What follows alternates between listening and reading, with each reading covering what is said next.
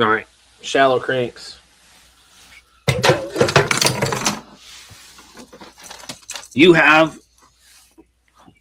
anything like this that you're going to talk about? Old school style flat side. Like, this is not a balsa bait. Most people throw this in a balsa bait. I consider this my favorite bait is same. Yeah, mine's about 5, but my favorite bait now, I think, of all time, honestly, is your same type of category. But go ahead and start with that one. Okay. Well, I'll come back around to this one then in a second. So, touched on it a little bit. I don't have the SR, but this is a flat mini by Lucky Craft. That's, I don't know, size 4 centimeters or 40 millimeters, you know. This is the MR. I use this. This actually doesn't dive that deep. People look at it and you think that would dive deeper than it does. It does not dive that deep. It does, in my opinion, this does not get like 6 4 or 5. Yeah, like 5 at the tops. So I throw this one and the SR, which is just the same bill shape but shorter. Almost looks from a side profile a little bit like that Speed Trappy. There's a lot of this to it when it swims. There's not a lot of this.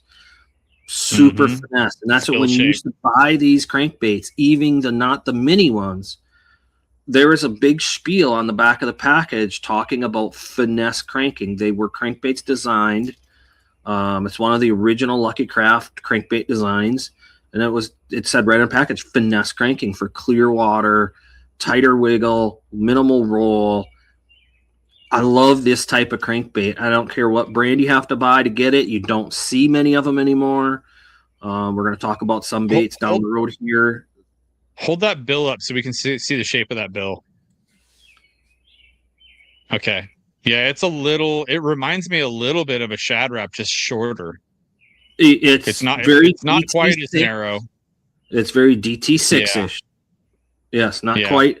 It's not as narrow per its length like a Shad Rap bill is. A Shad Rap bill is longer than that with same width. But yes, and these baits they're so good on suspended fish.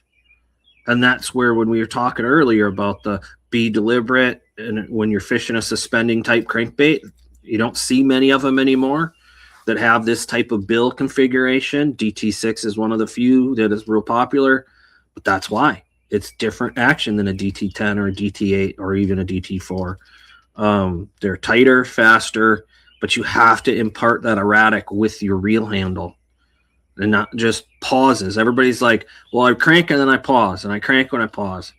For me, more times than not, I get bit on the pause because my pause comes after I cranked hard. I gave it a hard, you know.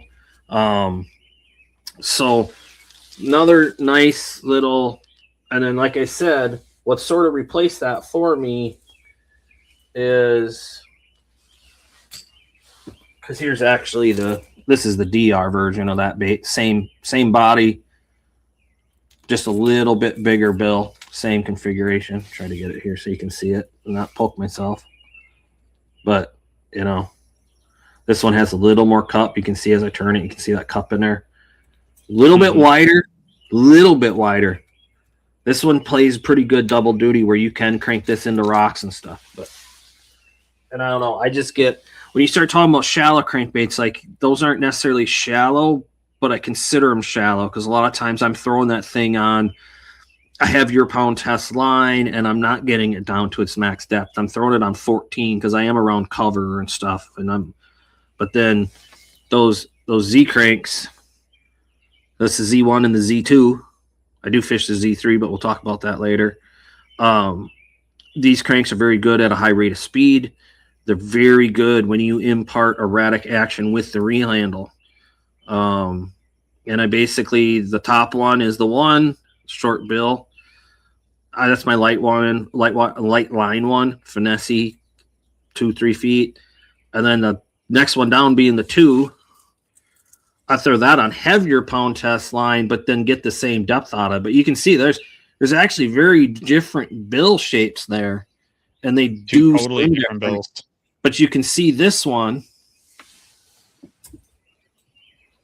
compared back to that flat mini DR bill, like they're getting pretty similar. And of course the size. These are small baits. These are, quarter, 5/16 ounce crankbaits. They both have weight transfer. I recommend you try to get something that has a weight transfer in it if you can. When you're fishing a small crankbait, just makes your life easier. Yep. But yeah, I guess that's other than this one that I said we'd come back to. So the old school, this is not a balsa bait, but it's designed off a balsa bait. Old school flat-sided balsa crankbait. I know there's a bait like this that you like a lot, probably. Something side. Keep yours up because I'm gonna put it up almost side by side with yours. Yeah. Very, very similar. You're looking at that out of the box, Matt, like that? Body shape. What's that? Is that out of the box like that? That matte finish? Out of the box like this. Yep. Okay. This is curious. This is become my probably all-time favorite crankbait of any depth range. Just there is something about this thing that flat out freaking gets bit, and I'm talking year round. Yeah. Winter, spring, fall, summer does not matter. They eat it. That's it. This bait, I don't fish it as much as I should, but I can't tell you a time of year I have not caught fish on it.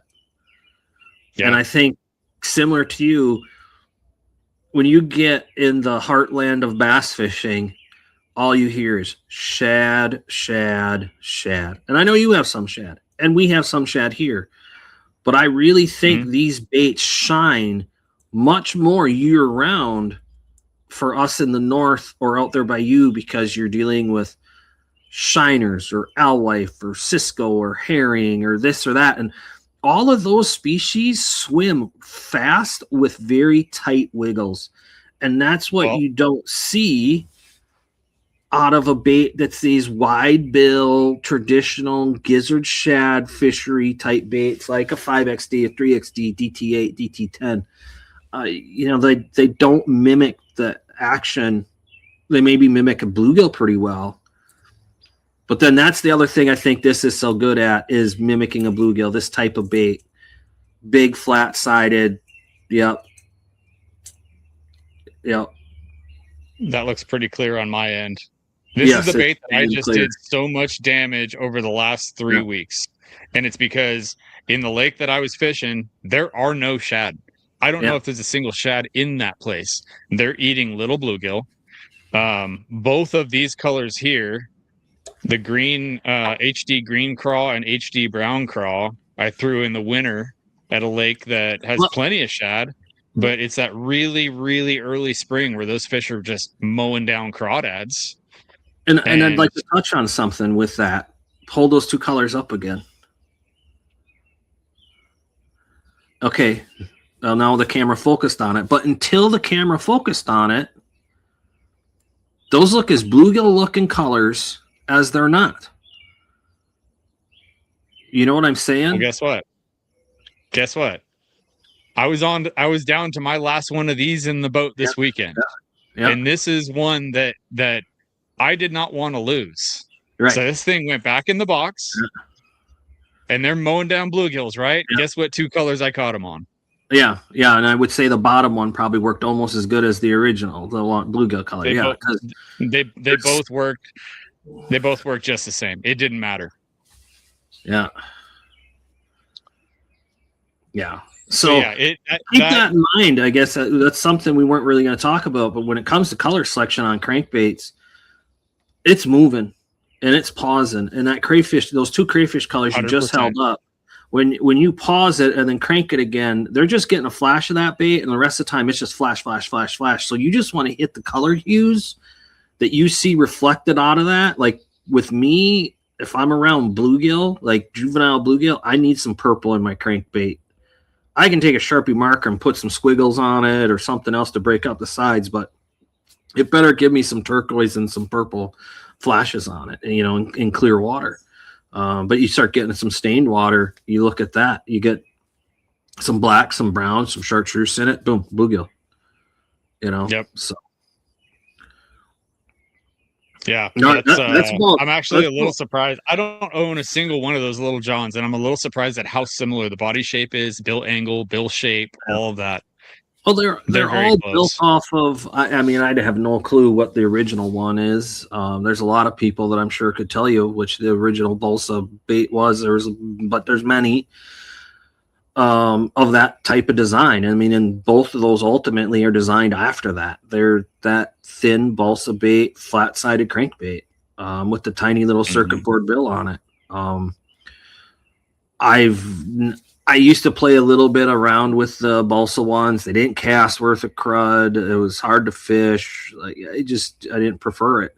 What I love about that Little John is it's got a rubberized tungsten ball in the bait. Yeah. So that weight transfers. They cast really good. I've caught piles of walleyes on them. I know some guys that troll them. I know guys that cast them on the river. I mean, that's probably the number one crankbait I get guys asking me for that are walleye fishing. We're like, hey, you got any of those that you don't use or don't like the color that I can custom paint? Because they want to paint it, like purple fire tiger or something silly. But, yeah, I mean, it's a fast, tight wiggle crankbait, but when you slow it down, it's slow. Like it seems like that when you find a flat-sided crankbait that's built properly, it swims the speed that bait is moving forward. It matches it, and that's what's so important with any crankbait. Is it just like a swim bait? That tail on a swim bait's got to kick at the right speed relative to its forward movement. Crankbait's got to roll and wiggle and swim the right speed relative to its forward momentum. Some really good crankbaits are only good at one speed. Great crankbaits are good at every speed. 100%. Yeah. And I'll say about that Frittside, that thing, you could throw similar baits all day long to that Frittside. And as soon as you tie that Frittside and throw it out, that thing thumps. It's different. Yeah. I'm not going to say it's hard because it's not hard. It's a fairly soft pull, but it's just different. It feels a little bit different than everything else out there. Do you feel that bait splashes its side more? Yes, it does. I got 100%. Some ideas why I think that is, but I'm not going to share them because I don't want to sound stupid if I'm wrong. That bait is different than any other true flat-sided because it's almost the only bait that I've seen sort of similar body contour to that would be the old thin fin from Storm, where that bait has some contour belly to back. Yes. Where pretty much all the other baits you look at of this style, you're going to have it be pretty like just square. Like straight vertical sides, straight horizontal bottom and top. No, that has some body contour to it, and then they did something unique with the weighting on that one where those weights are, and I'll hold that up too. Yeah. So I'll have to get some. I've never tried them. You'll have to get a couple Spros. We'll see. You need to. Yeah, for sure. Absolutely. What else you got? I think on the shallow stuff, that's about it. I mean, I'm pretty much ready to go to our. You have any DTs out? What I would consider mid-range crankbait selection. What was that? You have any DTs out? Yes, I have. Yeah. Okay. Why don't you get into that while I pour myself another drink? All right. What are you drinking tonight? John Daly, Good Boys. I'm drinking my birthday present. Yeah, you got to smoke the other way. 4 Roses. I've heard that's good. Small batch select. My father-in-law got this for me for my birthday last week. If I drink stuff like that during this podcast, I'd never make the end of it. Sounds like you need to practice more. Oh, the practice isn't the problem. It's the enjoy it too fast is the problem. If I drink it like that, I'm pretty good at sipping. But when I get talking, I need to drink. I need, I gotta have, even with water. It doesn't have to be whiskey or anything. You got to coat the throat. Yeah. All right. DTs. Fairly new. Was real popular when it first came out. DT8. I'm gonna try to here. And then the old tried and true classic winning DT6. Probably I would be willing. Yeah. DT8, DT6. There's a reason we both have them out. I'd be willing to bet a good amount of money that if you pulled every single upper level pro angler, Elite Series MLF, WON Bass, BFL guys, more anglers will have DT6s in their crankbait box, even though they're not sponsored by it, than probably any single other bait other than a Yamamoto Senko. Because every 100%. Angler has Yamamoto Senkos. This is the Yamamoto Senko of crankbaits, if you ask me. This bait you can throw on heavy line. It's surprisingly good around cover if you throw the right rod, if it has the right slow action to it. It deflects very well. You can catch suspended fish on it. It ruts in the bottom very well. I don't know if I've ever seen such a universal crankbait as the DT6.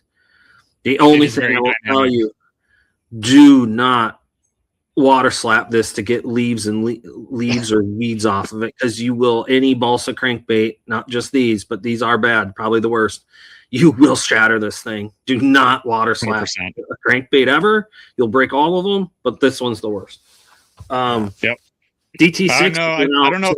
I don't know if that one's the worst. DT10 is probably the worst. Wow, the DT series is the worst. I guess I should clarify.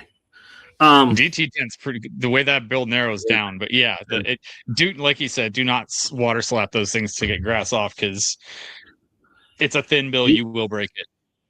These things, like the bait you were just talking about, the Frittside, David Fritz, was designed by David Fritz in 2002, 2003. They hit the market. The DT line was. Yes. Now, what I always found interesting is the DT6 bill. Do you have a DT10 handy? So DT6 bill. I didn't grab one. Look at the profile of that bill, right? Where's my? That's an 8th bill, right? Yeah. This and the 10 is a little wider and rounder.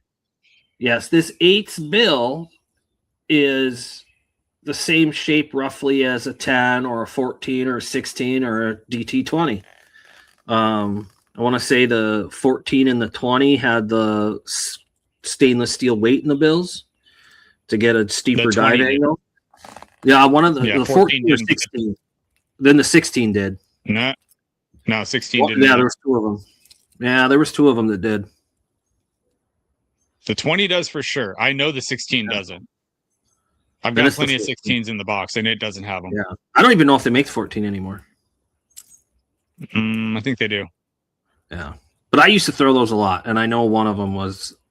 I was like, why? Like, it's almost the same bait, but no, this one's got a weight in it with a smaller bill. Yeah, but 20 does for sure.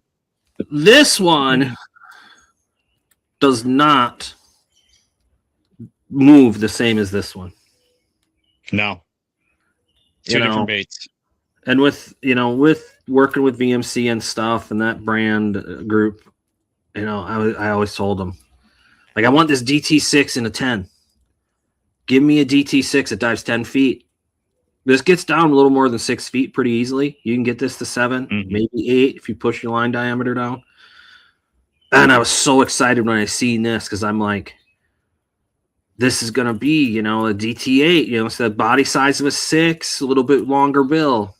It's not quite the same. It has its place. It is not this for me. If I pick this up and throw it for a half hour and don't get bit, I instantly just grab this. And I'm just like, yeah. See, I catch them on the 8, but not in the situations where I'm throwing a 6. I catch them on the 8 in situations where I'd throw the 10, Yeah. But I can get away with throwing it a little bit shallower and not, dredging so much. Yeah. And the But bait I want body that isn't little so bit big. smaller size. Yeah, the body of the bait isn't so big. Exactly. I got It's a 10 the right same here. body size as the 6, but it runs almost to that 10-foot range where your 10 would.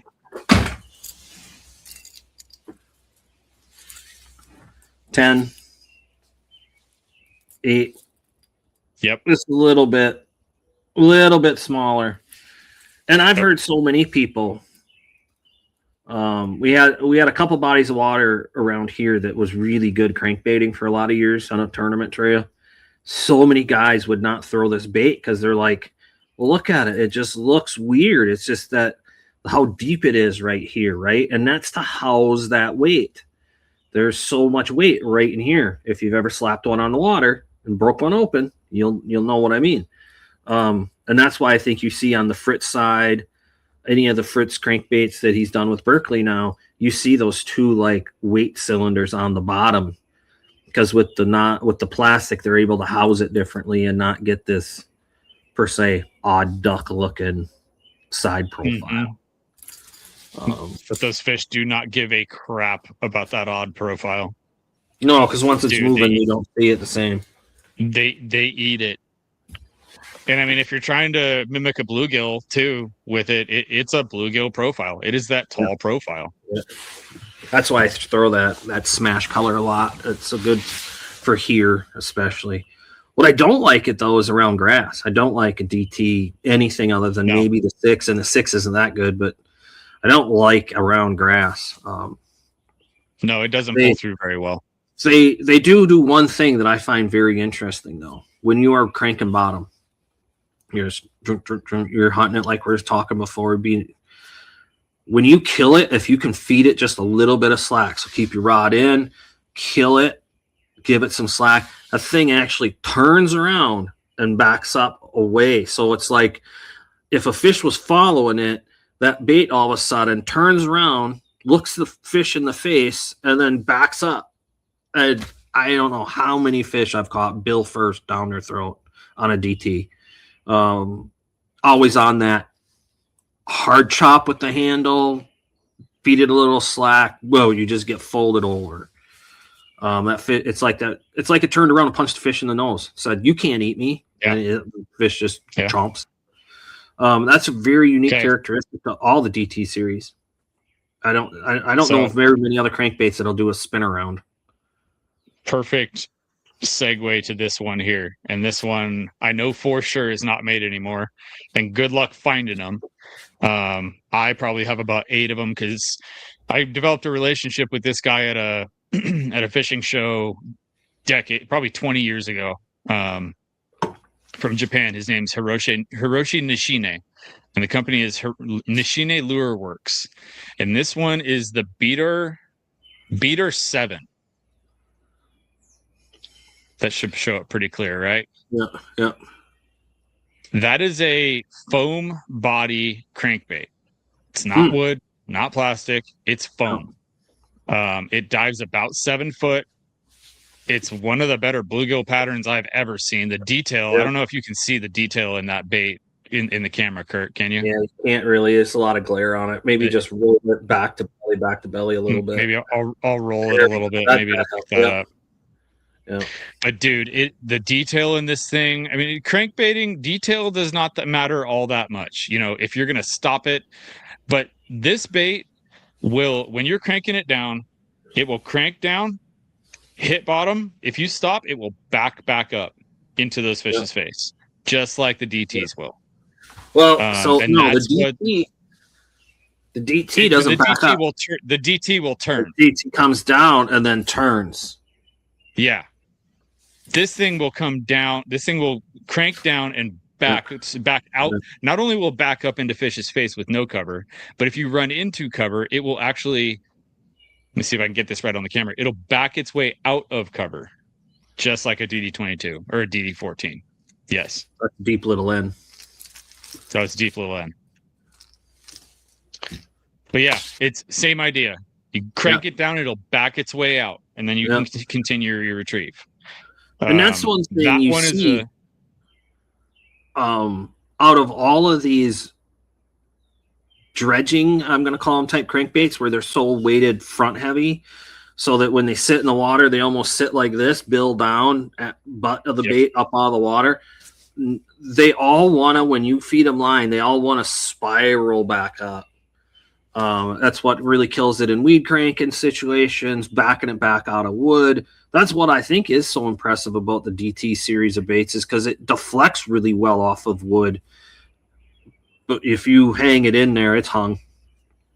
Yeah. Where there's other baits that definitely come back out of cover better than them. For sure.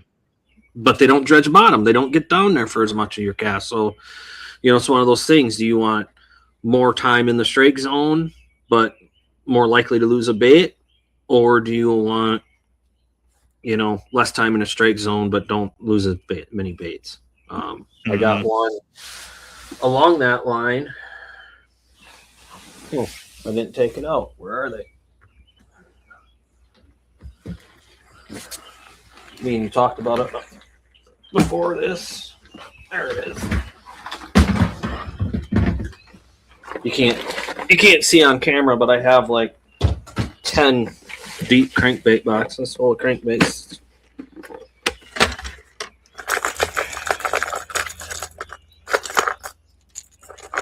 Rumor is this bait is being discontinued, or already has been. This is a Spro Fat Papa.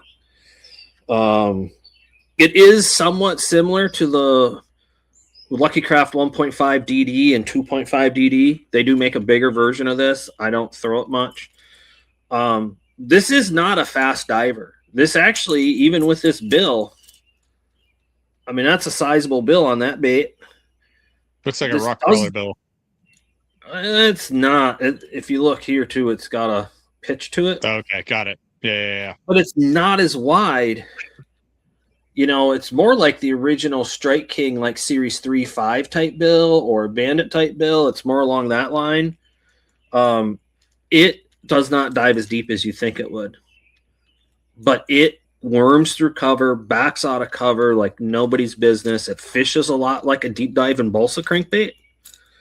And that's one reason why I do like it. I rarely throw it. It's a very specialized tool for me. But if I have fish deep in wood, and you need that like stop and hover that a crankbait gives you that a chatterbait doesn't or a swim jig doesn't, that's when these get pulled out.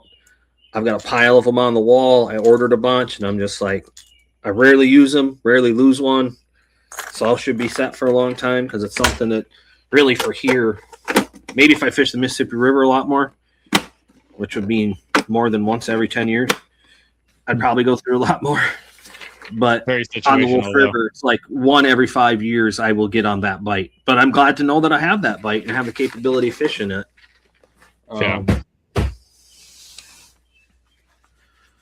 I've got one more in that like 7-foot range here. I've got two. Fished this bait exclusively during the shad spawn. I know I can get bit in other times a year on it, but for some reason, and I want to say it's the rattles in this thing, it absolutely murders them. It shines during the shad spawn.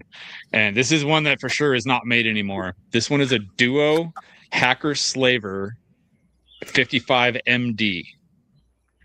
And see how wide that body is? It's kind of it's a different lip too.